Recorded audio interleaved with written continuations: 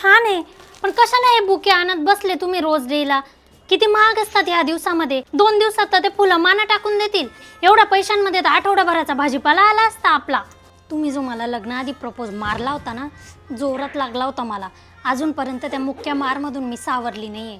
त्यामुळे आता नवीन काही तुम्ही प्रपोज मारू नका. मला काय चॉकलेट देताय तुम्ही? पोरांना द्या. पोरांना पण कशाला द्या? दात किडतील त्यांचे, उलट डॉक्टरचा खर्च वाढेल अजून. एवढ्या पैशांमध्ये तर काजू बदाम येऊन गेले असते. महागाचे चॉकलेट घेऊन आले. काय तरीच ग बाई, हे काय तुम्ही हे बुदलं घेऊन आले? घरामध्ये या बुदल्यांची कमी आहे का? दिवसभर घरात पसारा असतो, अजून पसारा करायला पोरांना. रिकामा माझं काम वाढवलं. प्रॉमिस बिमिस काही नाही. माझी शपथ घ्या, मुलांची शपथ घ्या तुम्ही. याच्या पुढे मित्रांसोबत जाणार नाही बसायला असं. प्रॉमिसवर माझा भरोसा नाही, कारण प्रॉमिस केले होते तुम्ही. तुम्ही मला त्या हक डेच्या वगैरे शुभेच्छा देऊ नका, कार्ड वगैरे.